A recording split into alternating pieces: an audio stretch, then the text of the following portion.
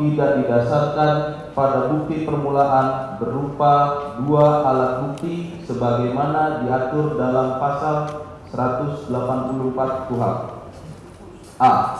Bahwa sesuai dengan amar putusan Mahkamah Konstitusi nomor 21/PUU/12 Romawi /2014 nomor 1.1 dan 1.2 dan dihubungkan dengan definisi tersangka sebagaimana diatur dalam pasal 1 angka 4, pasal 1 angka 14 KUHP, maka penetapan tersangka oleh termohon haruslah didasarkan pada bukti permulaan setidaknya dua alat bukti sebagaimana diatur dalam pasal 184 KUHP.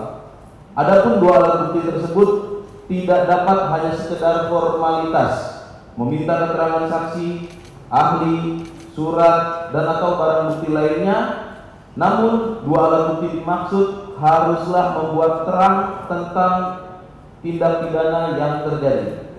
B.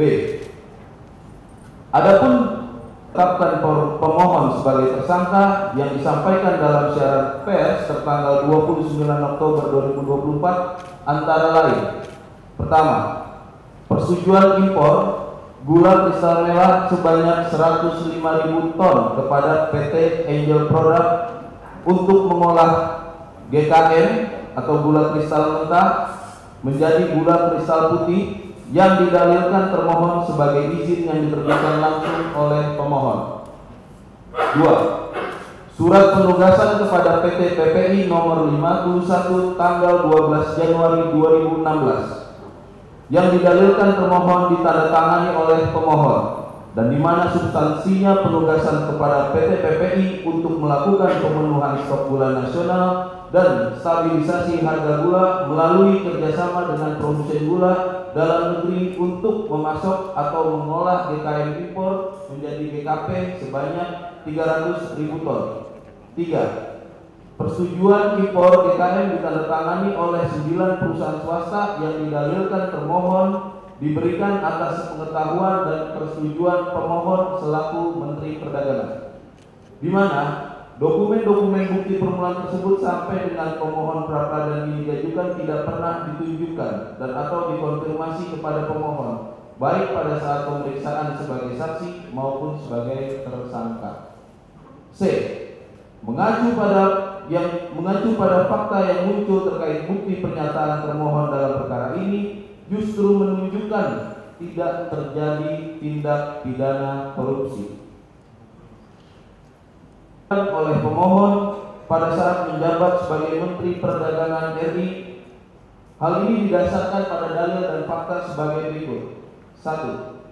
Bahwa Permendak 117/12/2015 yang mewajibkan adanya rapat koordinasi dalam menetapkan jumlah impor gula dan kebutuhan gula dalam negeri mulai berlaku pada 1 Januari 2016. Sedangkan dalam peraturan perizinan impor gula sebelumnya, yaitu Kemenperindak 527/9/2004, tidak ada kewajiban melaksanakan rapat koordinasi dengan kementerian lain dalam penentuan kuota impor gula kristal mentah.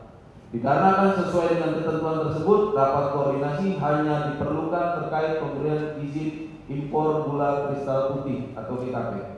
Adapun pernyataan termohon yang menyebutkan persetujuan impor kepada PT AP dilakukan pemohon selaku Menteri Perdagangan adalah suatu kekeliruan yang nyata. Sekali lagi, adapun pernyataan termohon yang menyebutkan persetujuan impor kepada PT AP dilakukan pemohon selaku Menteri Perdagangan adalah suatu kekeliruan yang nyata. Oleh karena pengakuan impor gula ditetapkan dan diterbitkan oleh Direktur Jenderal Inkasu, Direktur Jenderal Perdagangan Luar Negeri, bukan Menteri Perdagangan, di mana saat itu pemohon belum diangkat sebagai Menteri Perdagangan.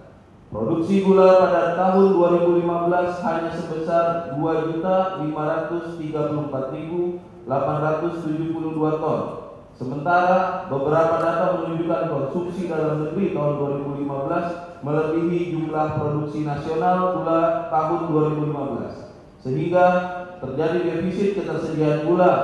Dengan demikian, pernyataan termohon dalam siaran pers tanggal 29 Oktober 2024 yang menyatakan terjadi surplus gula pada tahun 2015 demi hukum terbantahkan. 3. Bahwa pada faktanya perusahaan swasta memang dapat mengimpor GKM selama telah mendapatkan atau memperoleh pengakuan sebagai importir. Hal ini sesuai dengan pasal 2 ayat 2 Kepmen Perindak 527/9/2004 dan pasal 5 ayat 1 Permendak 117/12/2015 dengan tersangka. Bahkan dalam pasal 8 Kepmen importir gula kristal putih tidak terbatas pada BUMN.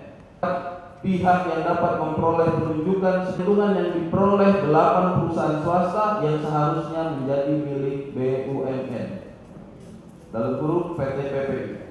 Dengan demikian, jika hal tersebut dianggap sebagai tindak pidana korupsi memenuhi pasal 2 ayat 1 dan atau pasal 3 Undang-Undang Tipikor, harus dibuktikan 8 aliran dana dari 8 perusahaan swasta dimaksud kepada pemohon. Kami ulangi, jika hal tersebut dianggap sebagai tindak pidana korupsi untuk memenuhi pasal 2 ayat 1 dan atau pasal 3 Undang-Undang Tipikor, harus dibuktikan aliran dana dari 8 perusahaan swasta dimaksud kepada pemohon dan harus terdapat hasil audit investigatif Badan Pemeriksa Keuangan Republik Indonesia yang menyatakan telah terjadi kerugian keuangan negara. Tidak ada hasil audit investigatif BPK-RI yang menyebutkan telah terjadi kerugian keuangan negara. Adapun kewenangan BPK-RI sebagai satu-satunya lembaga yang berwenang untuk menyatakan telah terjadi kerugian keuangan negara adalah didasarkan pada butir 6 lampiran Surat Edaran Mahkamah Agung nomor 4 tahun 2016 atau SEMA nomor 4 tahun 2016 yang menyatakan tanpa didahului dengan hasil audit investigatif dan perhitungan kerugian keuangan negara oleh auditor negara. Setelah dilakukan audit investigatif, penetapan pemohon sebagai tersangka adalah tidak sah. Bahwa berdasarkan fakta dan dalil tersebut di atas, dengan demikian penetapan pemohon sebagai tersangka adalah tidak sah dikarenakan tidak terdapat bukti permulaan yang cukup sebagaimana disyaratkan dalam pasal 1 angka 14 dan pasal 1 angka 14 KUHP dan putusan Mahkamah Konstitusi nomor 21/PUU/12 Romawi/2014. Ada pemohon. Dilanjutkan.